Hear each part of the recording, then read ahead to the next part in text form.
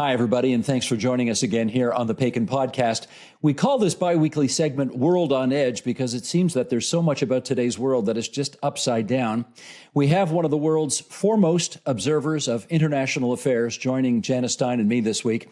He's taught at Harvard. He teaches at Central European University in Vienna, which has truly given him a front row seat to so much of the increasing authoritarianism we see in the world these days. You will also remember him as a former leader of the Liberal Party of Canada. Michael Ignatieff, coming right up on the Paikin Podcast.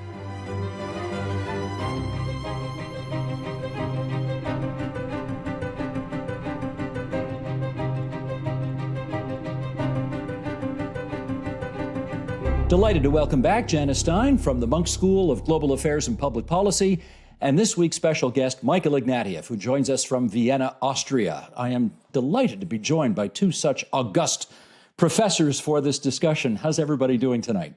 It's great to be here. Great to be with Janice.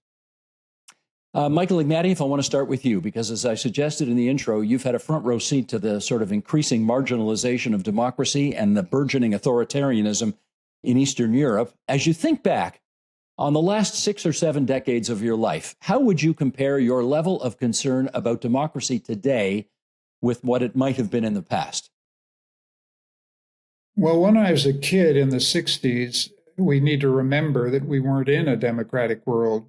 We had half of the world was behind the Iron Curtain and lots of authoritarian regimes in Latin America. And then we had a period, 20, 30 years, when democracy seemed to be moving. And more states were consolidating as democracies. Hungary, where I spent a certain amount of time, I married a Hungarian, is a case in point. Came out of '89, transitioned to democracy, and then from 2010 onwards began to walk back to what is now a single-party authoritarian state that is ratified by democracy, by free elections, but it's not free at all. And that's characteristic of a lot of places now, and we now fear that that may be what's happening to our neighbor to the south. Janice, how about you on that score? Your level of concern today compared to where you may have been in the past?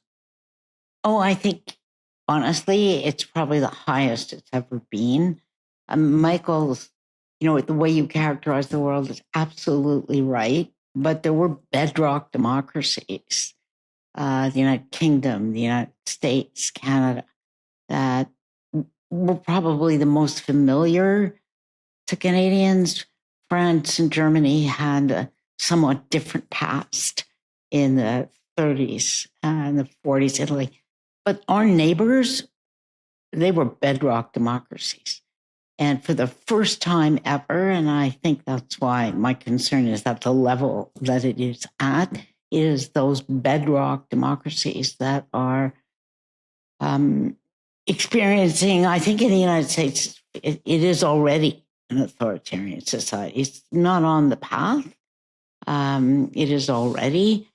And in Britain, you have a prime minister whose support is dropping, and you have a resurgent, Farage-led party in the UK. I never thought I would see either.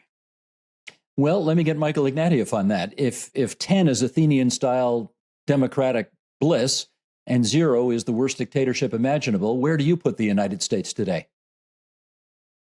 Complicated question. Between 5 and 6.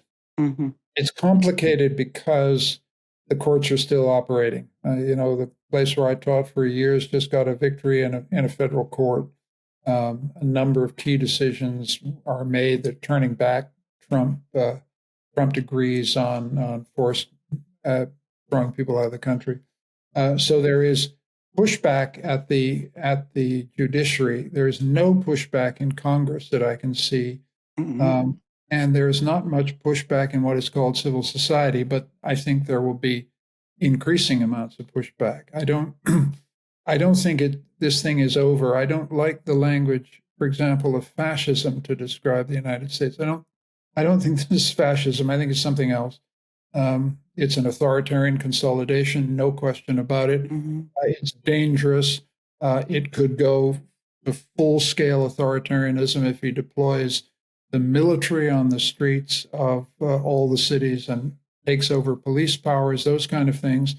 I think we need to watch very carefully how the military respond to essentially a request to violate their constitutional oaths. And that's when we will tip into a place that we've absolutely never seen. It's very, very bad, but we need to always focus empirically on what is and what isn't happening. And at the moment, the resistance to the courts is the one thing that I think is very important. The other thing also is a free press. Some of it. I mean, there is Fox News out there. Yeah, oh, sure. But I'm afraid you don't like it. I don't like it, but it's part of a free press. So these are signs that this is still a functioning democracy. But Janice is right. This place is in the kind of trouble that she and I have never seen in our lifetimes, and Canadians have never seen in our lifetimes. And it's not alarmist, and it's not catastrophizing to say it. This is a very serious moment. And our democracy is always dependent on the strength of American democracy. And we need to be extremely vigilant about any spread northwards of what I think is poison. We'll get to that in a second. I'm actually interested in Janice's view about the U.S. compared to Hungary. And then, Michael, given your experience with Hungary, I'll get you to comment on what she thinks. Janice, who's further along the continuum towards authoritarianism today, the U.S. or Hungary? Oh, I don't think there's any question Hungary is further along the continuum. And it's interesting, Michael, you just used a word which I think is really apt, authoritarian consolidation. So which institutions no longer have independence? I think you're slightly more optimistic about the courts in the United States than I am, because the judgments that you're talking about are lower level federal decisions. They're all appealed. And if you look at the record of this Supreme Court, it's not encouraging, frankly. And to make a statement you just did, no pushback from civil society, frankly, not much pushback from universities, not much, let's be honest. Or television networks, news departments. Or television networks, or civil society organizations, Steve, that are so important, NGOs.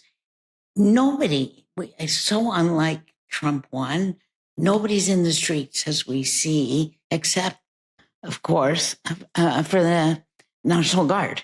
That's in the streets of Washington. And there was a remarkable piece yesterday which described how, yes, crime has dropped in Washington, but so is most of cultural life has dropped. Most social activity is fading as people don't come together because they're afraid. And that's what's remarkable, I think, about how far along the United States is. There's fear at a level in which there hasn't been before.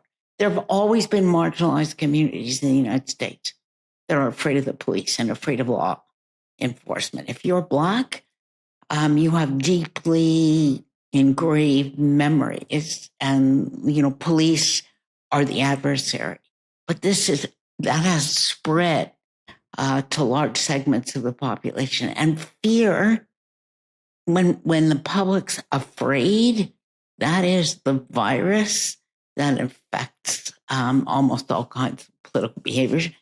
I go to the United States quite often, and people are simply speculating whether there will be midterm elections or whether a national emergency will occur, which will make those midterm elections impossible. Well, in which case, I want to hear Michael Ignatieff then on whether Hungary or the U.S., which concerns you more in terms of its authoritarianism. Well, I'd agree with Janice. I've been agreeing with Janice for 40 years, so why don't I continue? But I would add a caveat again.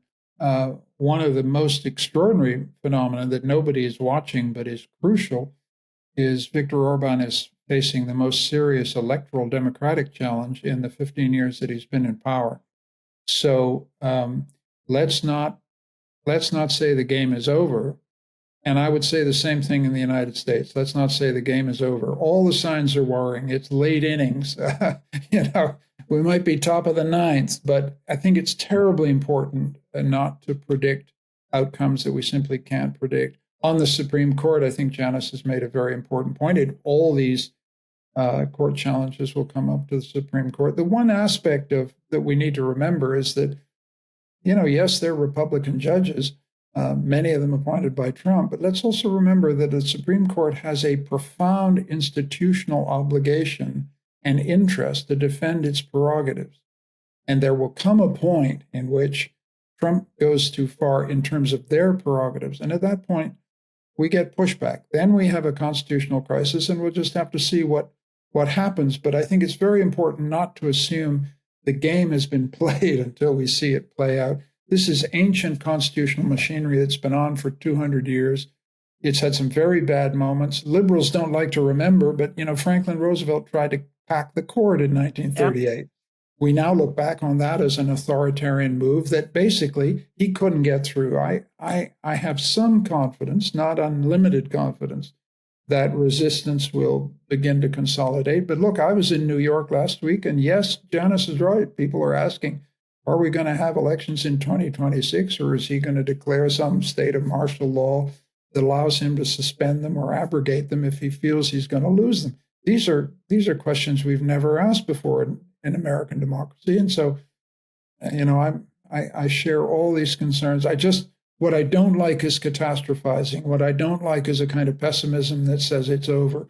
And I've lived in the United States and been part of the United States for half of my adult life, and it's continually surprises you. And I do believe America will surprise us again. Well, let me read something here that Marjorie Taylor Greene, the, what shall I call her, controversial congresswoman from Georgia, she posted this on X after the assassination of Charlie Kirk. She said, "There's nothing left to talk about with the left. They hate us. They assassinated our nice guy who actually talked to them peacefully, debating ideas. I want a peaceful national divorce. Our country is too far gone and too far divided, and it's no longer safe for any of us. What will come from Charlie Kirk being martyred is already happening." Michael, I appreciate you don't want to engage in a game of catastrophizing, but that's basically an elected official saying, either we're going back to the days of North and South or red states, blue states, civil war, I don't know what. Is this an historic turning point for the United States right now? Well, I wouldn't trust anything that Marjorie Taylor Greene told me, even if she's just at the outer edges here. And I think there has been a torrent of, catastrophically irresponsible talk in the wake of the abominable assassination of Charlie Kirk. For example, just to give you the example, when Marjorie Taylor Greene talks about the left, I ask myself, what, excuse my language, the hell are you talking about? I'm a progressive, I'm a liberal, but I'm not on the left. There's no such thing as the left. The idea that the left encourages, believes in, supports the assassination of political figures is just not a serious remark. It's an inflammatory remark designed to actually create the thing that it says it doesn't want to happen. Do you know what I mean? This is as irresponsible a remark as a public official can make. And there's a lot of it around, and it's all got to stop. It's got to stop on the side of Democrats and progressives, and it's got to stop on everybody's side. Because the one thing that having been in politics is our alternative to war. The genius of democratic politics is that it keeps the struggle for power, which, having done some struggling for power, is a brutal business, but it keeps it civil. It keeps it this side of violence. It's incredibly important that everybody steps back everywhere, including in Canada, about this. We need to keep talking and talking and talking and disagreeing and talking and talking and more talking. That's the only solution. And when she talks like that, it just makes me angry, but it also makes me deeply contemptuous. This kind of stuff, loose lips sink ships. This is a way to sink the ship. We got to stop it. Janice? Well, you know, it's really interesting, as you say this, Michael, because you said talking, and even when we disagree, keep talking. She was talking. And there were, if you follow the conversations, there were two in the wake of, and let's make clear, nobody in their right mind would do anything but abhor the assassination of Charlie Kirk, right? That is a violent solution to the politics of somebody you disagree with, and violence is just off the table. So whether you disagree or you find his views offensive, it doesn't really matter. You come out and you condemn unequivocally the use of violence. Now, what really happened, if you track who was talking when and where after that assassination? So people in official positions did that. But boy, on social media, it lit up.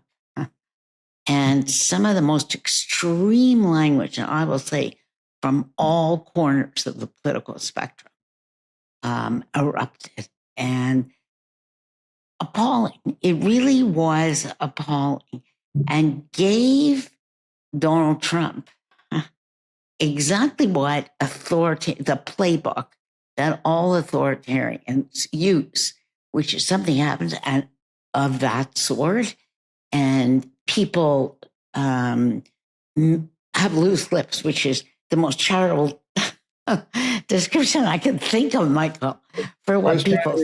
charitable, but you're talking about the Reichstag fire. I mean, you're talking about the ways in which historically authoritarian leaders have used an atrocity to consolidate.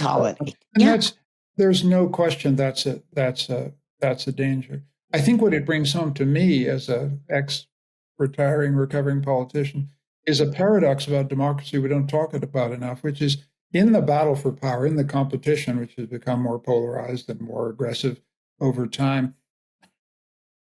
One of the things we never talk about is our loyalty, not to the party, but to the system itself.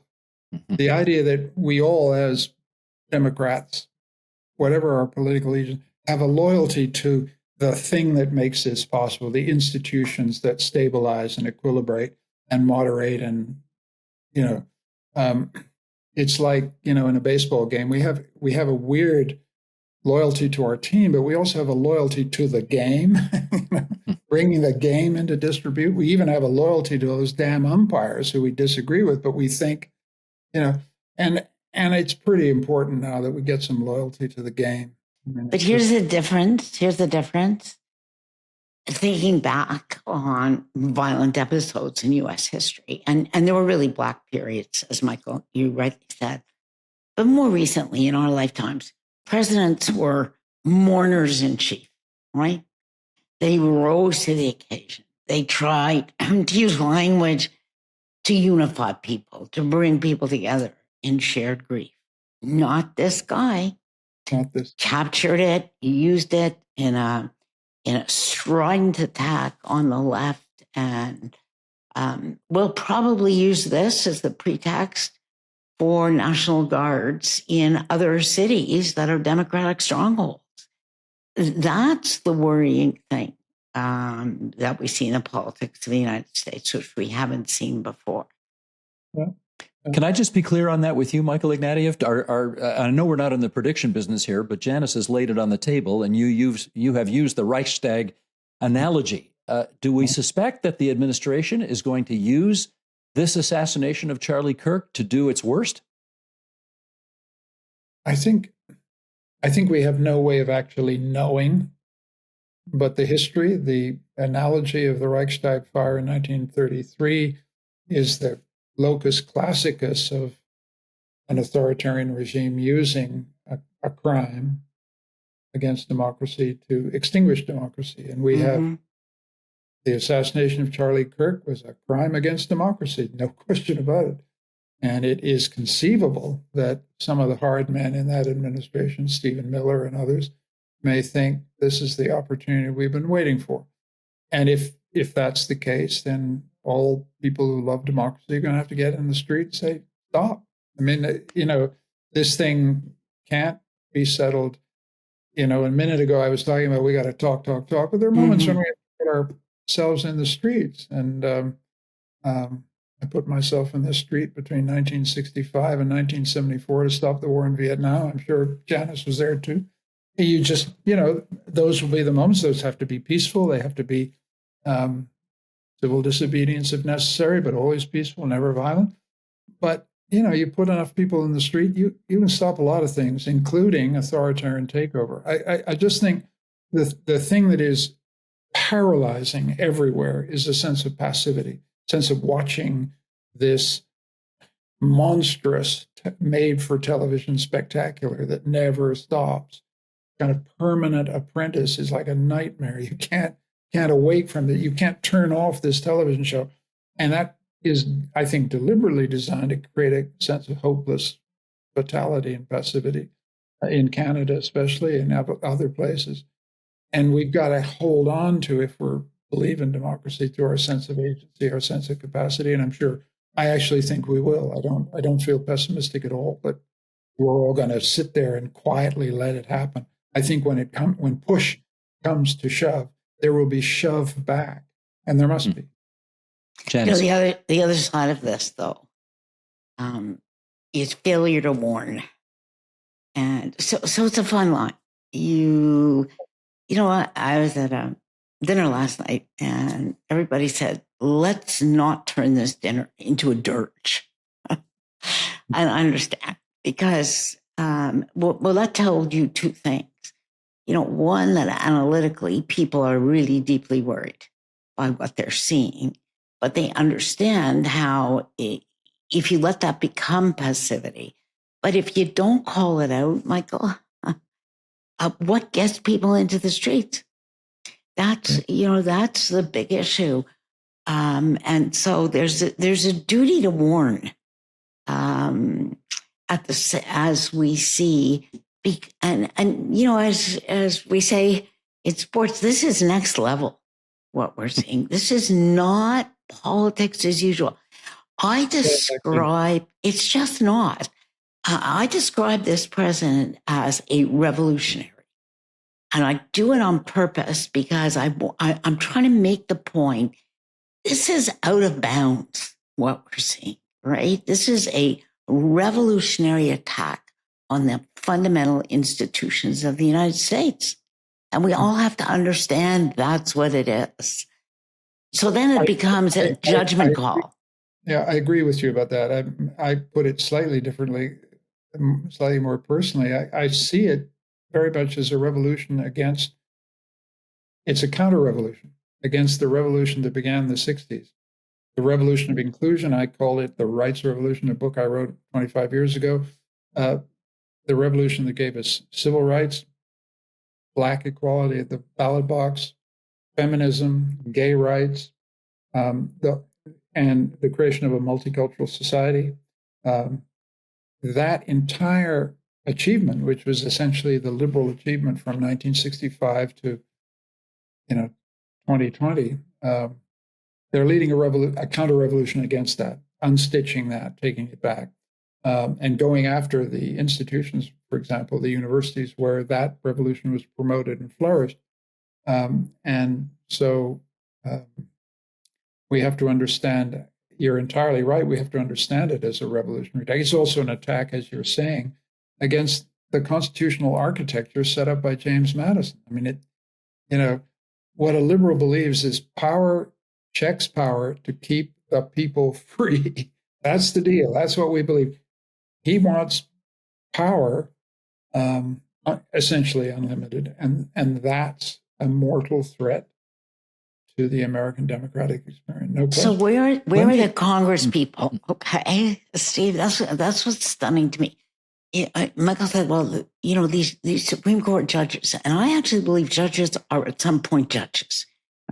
They are trained. That legal training kicks in. So I have residual hope too, but it's residual. He has pulled back power from Congress on issue after issue after issue after issue. Where are these Congress people?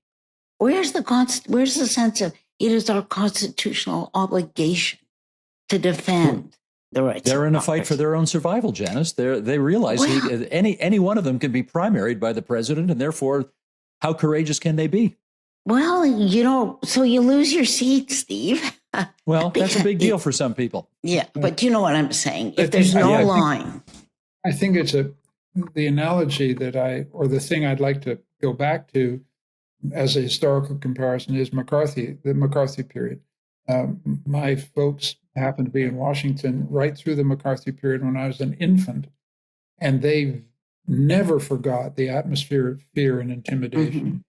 Congress was completely cowed by a demagogue, a less serious demagogue than Trump because he was a senator, not the president, so he had less power. But boy, he ruined lives. He terrorized whole industries like the film industry. He terrorized the entire bureaucracy of the United States, not for months, but for years. And finally, someone, in the famous Army hearings in the Congress said, finally, Mr. Senator, I can't remember the words, have you no decency? Have you no decency? Joseph exactly. Welsh. And suddenly it turned. That's not to the credit of Congress. It's astonishing that it took so long, but it did turn.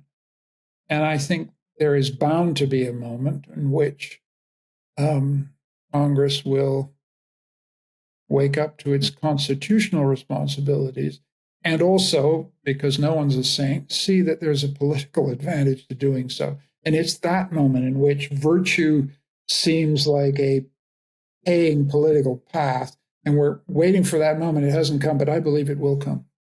I want to turn the discussion to Canada now because, there's no doubt a strain within Canada which believes our democratic values are so ingrained that we don't have to worry about the kind of encroaching authoritarianism that we've seen in other countries around the world. And I want to gauge from the two of you whether we have any business feeling that way. Janice, start us off. Oh, I think we have to worry. I think it would be so foolish, Steve, given what we've seen in the United States, given what we are seeing in the United Kingdom, Marine Le Pen with 40%, the AfD in Germany, 20% in the last election. I just said something which I will probably be sorry for, but there it is. If there's one thread that ties Kathmandu to Berlin and Tokyo to Paris and New York and Ottawa, it's men principally 40 and under who feel the system has failed them. It's not working for them. It's rigged. They're angry. Their futures are not what they hoped they would be through no fault of their own. They're a minority in universities now. They're dropping out of high school. This is not a US phenomenon. It's a global phenomenon. And why would we in Canada be exempt? Michael, how do you see it? I think that's an important, true fact. I mean, I think, in fact, the person who is accused, he has to be tried by a court, of the assassination of Charlie Kirk would fit into that category. Mm-hmm. And the person who killed the health executive in the streets of New York would fit into that category. And so I think there's no doubt there's some deep crisis in masculinity. There's some deep crisis in the opportunity of a generation to get a house, get a home, get a family, get a life, get a job, get a career, get a path. And what I would add to that is that in the Canadian context, the vector that I see is the growing divide between the standard of living in the United States and the standard of living in Canada. That is, we're in a productivity crisis. Yeah. That is producing a fiscal crisis of the state in the sense that we have entitlements and expectations of the state, which I think are terrific and legitimate, but we can't afford them. And we're not generating enough income and wealth to pay for them. And you wrote about this on your Substack last week, and I want to come back to that in a second. But I first want to push back on Janice a little bit here. I'll play devil's advocate. You know, in the last federal election, Janice, the People's Party under Maxime Bernier, which sort of is advancing an agenda probably similar to what you've just described, they were nowhere. They won no seats. Their vote went down. Pierre Poilievre, certainly at the leaders' debate, presented himself as a more moderate figure than he ever had during his time as opposition leader. Can we say that the bulwark is holding in Canada against authoritarianism with some confidence right now?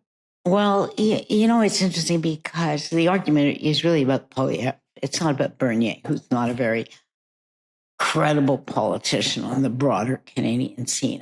And Poilievre did say a few things during that last election campaign that just made my ears point up, as they say, which, you know, used very similar language about attacking universities to the language that Donald Trump used. That is not, that was populist language, Steve, which doesn't fit the normal bill of sale for but Tory he also leaders. climbed down on torching the CBC as well. Yes, you know? he did.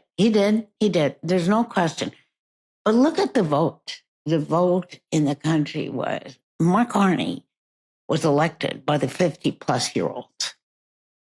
Yeah. And why did Poilievre do as well as he did in the election? He did very well, which the Carney victory obscured, but Poilievre grew the size of the Tory vote. In many ways, it was a very successful campaign, mainly men 35 and under. That's where the increase in his vote came from.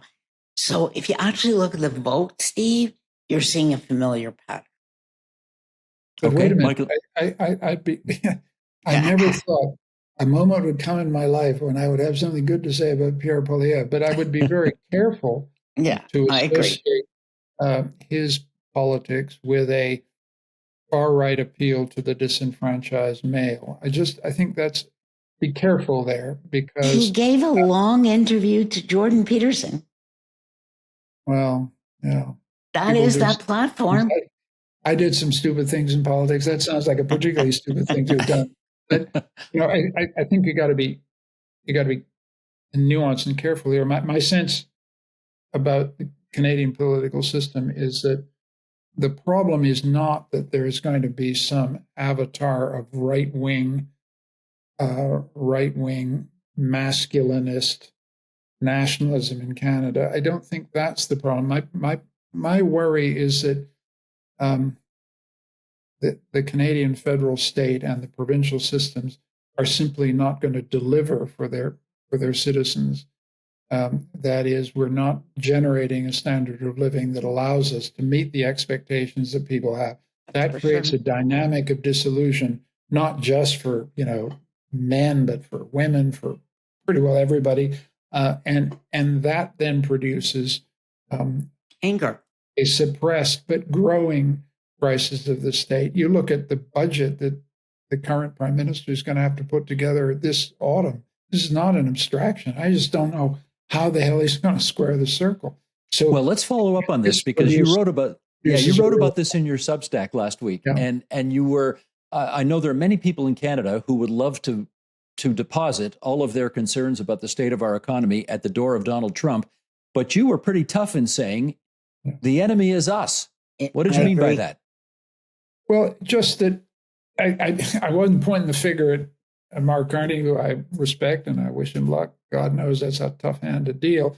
I was looking more generally at liberal democracies everywhere. You know, I happen to have a former student of mine who was the minister of budget in the last French government. And she was sitting here with a $40 billion program to reduce the deficit from 5.8 of GDP to 5.3, and the government blew up. You look at Britain, the same tremendous pressure on their budgets. You look at Canada, tremendous pressures on the budgets. The big geostrategic issue is that the American economy and the American tech sector is innovating at a terrifying rate, concentrating power and resources and capital. And liberal democracies that used to be, easy allies of the United States and got a lot of the backwash of their prosperity are now regarded as competitors. And we have a fiscal crisis of the state that's becoming endemic and is going to produce tremendous disillusion with our political system. Mark Carney is going to have to go to the country and say, we got to pay more in order to sustain this great Canadian experiment. And then the question will be is whether he can get Canadians to agree with him and go through a period of some sacrifice in order to get this ship righted. The Canadian economy is just not productive enough. And it's the same story in Britain. It's the same story in France. And it's absolutely the story in Germany. You can't maintain a democracy if it doesn't solve its economic problems. And all of these countries are failing to solve their economic problems. And let me just agree with Michael, only more so, right? And that's a deep concern I have, Steve, about the politics we have in Canada right now. All too easy to point the finger at the United States and say, oh, well, all the economic dislocations, the result of tariffs. And what are we going to do about that? We're simply going to spend more to compensate those sectors of the economy that are badly hit by tariffs, where they're losing jobs. And there are. And the hit is, I think, much bigger than the public understands, because we actually have factories moving across the border to the United States to get behind the tariff wall. That politics is going to go nowhere, as far as I'm concerned, because for how long can we compensate? We can't afford it. And we have to turn the conversation to, and I agree 1,000% with Michael here, it's about us. What are we doing to invest in our own country? What are we doing to build? What are we doing to innovate? How do we take the stranglehold off the innovation economy in this country? Some of that has to be very dramatic, and there's huge resistance to change in this country. There is an inertia. And it comes, I think, because people are not looking out and seeing, I was in a discussion about healthcare, to take one example, and we all know how much healthcare consumes of the Canadian budget. But look south of the border, and we all like to mock it, the rate of innovation in healthcare. So, and not only on the science end of it, in patient care, right? In the new models. And we are way behind. We're not in the conversation, frankly. And we use our energy to blame the United States. If we don't use the crisis, if we don't use the opportunity that Donald Trump has given this country to take a hard look at ourselves and push ourselves to do better, we will have wasted probably a once in 100-year opportunity. The only thing I'd add, Steve, I don't want to keep pushing you out of the frame, it's just one additional thought, which is when you said and I've said the problem is us, part of the problem is democracy. One of the uncomfortable issues for Canada, and I want to be careful that I say this, because we have a democracy, we have a federal system that gives enormous power to provinces. That's, I think, a good thing for a country our size. We have consultation processes with Aboriginal Canadians and other groups that is something we should be proud of. It's one of the reasons we're a peaceable kingdom, as a great Canadian said a long time ago. But now, at a moment when we have to act quickly, act fast, scale up, do national projects, the veto systems throughout our democracy are a bit of a problem. And we're going to have to look very carefully at that. I don't know what the solution is. Some of it's just leadership, persuasion, whatever. But Mark Carney is going to have a very difficult time getting a national conviction that we have to move together, because the veto points are separated right across the country in all our groups. It's a strength of our country, but it's now a bit of a problem. Can I ask you gentlemen a question, both of you? Sorry, Steve. Do you believe that this Prime Minister needs to issue a call to action? Talk to Canada about the fact that we are in an existential crisis. And, to use JFK's good old line, what are you going to do for your country instead of asking what your country can do for you. This is Don't you not think wartime. he thinks he has done that, though? But that's not what Canadians are hearing, in all honesty. When you look at public opinion polls, they're not hearing the message that But there he is has said numerous times, we've got to go faster, harder, and more bold than at any time since the end of the Second World War. He says it all the time. Yeah. What's missing, though, and this is where we started, Michael and I, what's missing, I think, is a sense of crisis. That these are not normal times for this country, and that so much of the future of the country is at stake. Usually we justify that because of a war that gets people out of that's not accurate in this case, but it is an existential crisis that we face. There are deep threats to our economic future, and those threats, as Michael was just saying, will spill over into democracy if we don't address them. Right. I'd like to hear the former leader of the Liberal Party give the current leader of the Liberal Party some advice on how to handle all this. Well, Steve, it's pretty funny. Since the Canadian public decided I lacked any kind of political judgment, I hesitate to give a man who's successfully become prime minister any advice.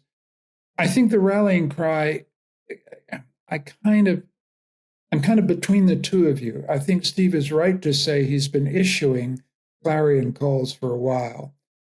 You're picking up the fact that they're not really being heard, right, and that people are kind of saying, well, could we get back to the housing crisis or something? Because, all this is too big for me to think about.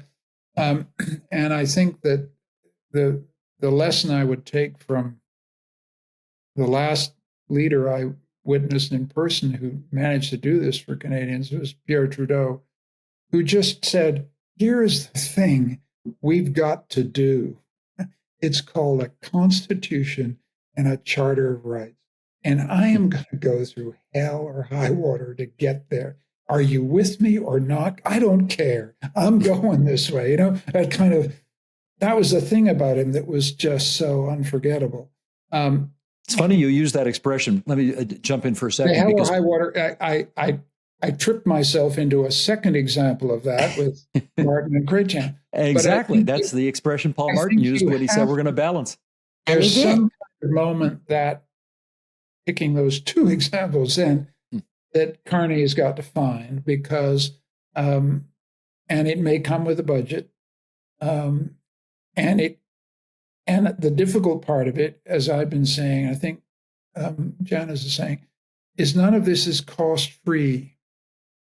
This is a campaign to right the economy that requires some sacrifice and some difficulty and some reapportionment of burdens, and that's where he's got to level with Canadians, and that's tough.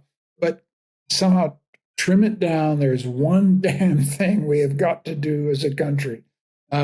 Janice's very important remark, which needs to be picked up on, which is we can't keep subsidizing industries that are going south anyway. We've got to find some new industries. We've got to find some new investments. We've got to find some new national sources of wealth.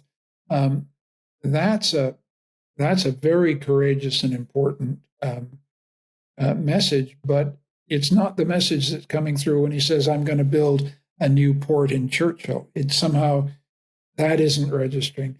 The economic imperative is not somehow been closed on. Just for those who don't know, you mentioned that it was a famous Canadian once upon a time who described us as a peaceable kingdom. Who would that have been? Oh God, I'm Bill Kilbourne. Wasn't that Got Bill it. Kilbourne? I believe so.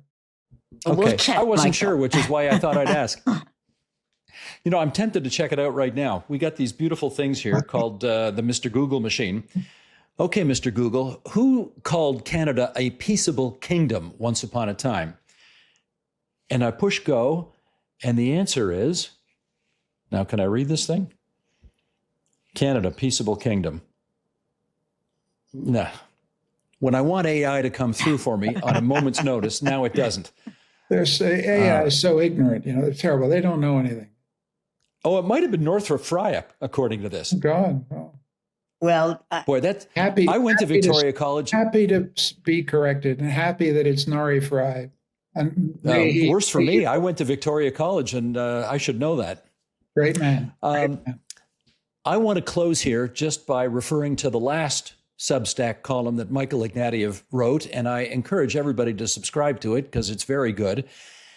Happy anniversary, Mr. Ignatieff. 26 years to Susanna, your wonderful, beautiful, brilliant Hungarian wife. Thank you. And how's things going?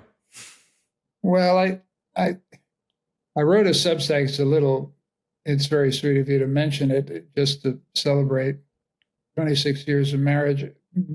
I guess because I'm sure Janice feels exactly the same about her beloved husband, whom she lost a while ago. You know, in times of, historical